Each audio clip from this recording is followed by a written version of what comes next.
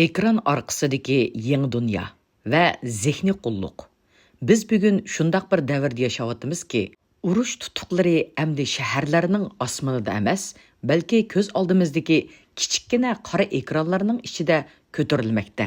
Bu urushda bomba ishiltilmaydi, ammo uning zarbisi bombadan bakroq vayron qilguchidir. Chunki bu urushning nishoni bizning tinimiz emas, balki zehnimiz, ruhimiz ve erkin irademiz.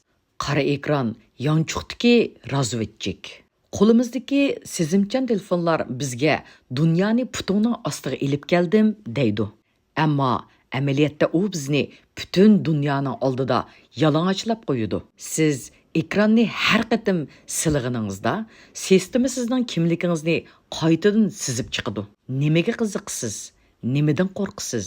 Nimaga nafratlanasiz? Bu uchurlar faqat e'lon chiqarish uchun emas, balki sizning psixikalik ojizligingizni tepib chiqish uchun yig'iladi. Sonliq ma'lumot ombiri siz o'zingizni tonigandanmi bakrak aniq taniydi. Psixikalik yetaklash va ruhiy yolg'izlik. Hozirgi jamiyatda insonlar erkin tanlash elib beryapman deb o'ylaydi.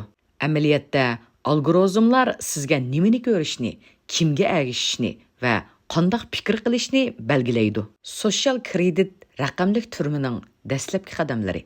Erkinlik niqobi ostida qurilayotgan yangi dunyo tartibi bizni bir sistemaga majburlamoqda. Sotsial kredit sistemasi sizning yaxshi puhra yoki nachar puhra ekanligingizni kimligingizdagi nomer bilan o'lchaydi.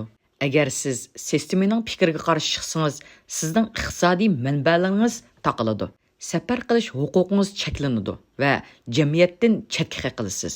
Bu bir qurolliq turma emas, balki raqamlik turmadir. Sepillari ko'rinmaydi, ammo zanjirlari hamma yerni qoplagan. Zehniy ishg'oliyat eng oxirgi urush maydoni. Isroiliyaning oshu maxfiy tarbiyalash planlari moliya generallarining dunyoni bir markazdan boshqarish orzusi bir nuqtada tutishidi. Xalqlarni o'z kimligidan ayirib, ularni bir xil iste'molchi mashinaga aylantirish. İçimizden ko'rinadigan, ammo bizga yot bo'lgan yetakchilar zehnimizni xiralashtirdi.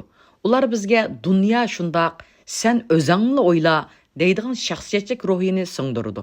Natijada biz bir butun millat yoki ummat sifatida emas, balki parcha-parcha bo'lgan bir-biriga ishonmaydigan to'pqa aylanamiz. Uyg'unishning qimmati biz tuproqlarimizni qo'g'dash uchun jang qilamiz. Ammo eng cho'ng qurgan zehnimizdir. Agar biz nima uchun telefonga bog'langanligimizni, pulimizning nerga ketayotganligini va bizga kimning yetakchilik qilayotganligini savol qilmaydi ekanmiz, biz allaqachon yengilgan bo'lamiz.